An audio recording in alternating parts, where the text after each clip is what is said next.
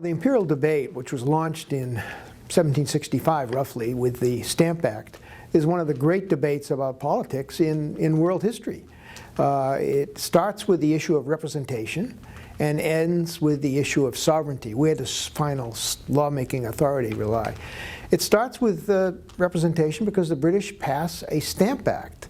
They had been passing various kinds of acts regulating trade. Molasses Act of 1733, for example, regulated trade, but never before had they attempted to have an internal tax on goods, or in this case, paper products in the colonies. And they justified it by saying, well, you're represented in the House of Commons, and therefore it was a legitimate action. And the Americans rejected that outright. They said, we are not represented in the House of Commons, and they invoked well, the British first invoked what they call virtual representation. People are represented even if they don't elect them.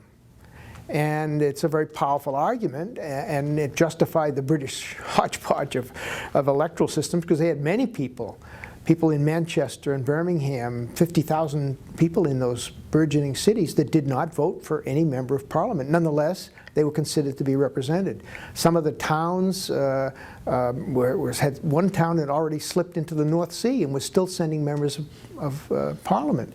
And Old Sarum had no constituents, but had a lord who appointed members. In other words, in the British system, election was incidental to representation. That's very crucial. Election didn't count. What counted was the mutual feelings that you had, or mutual interests that existed between the representative and the member of Parliament and and the people of the Commons of England. The Americans retaliated with what they called actual representation. You had to actually vote for someone. You had to actually have the ability to vote to be represented. And that representation should be more or less in proportion to population. Constituencies should not be totally unequal. And so election became central. It became the criterion of representation for the Americans. These are two very different conceptions. Any good Whig in the 18th century had a reverence for Parliament that we would probably have a hard time understanding. The king had been the source of tyranny in the 17th century. Parliament had been the defensive organ that had saved them from the tyranny of the Stuarts. So, and the Bill of Rights that was passed in 1688, 89, is a Bill of Rights directed against the king, not against Parliament. And that's still true today. In other words, freedom of speech and right to assembly and all of those rights that later, many of them got embodied in our own Bill of Rights, were protections against the Crown's tyranny, the Crown's oppression. Parliament is not the source of oppression. It's the source of salvation.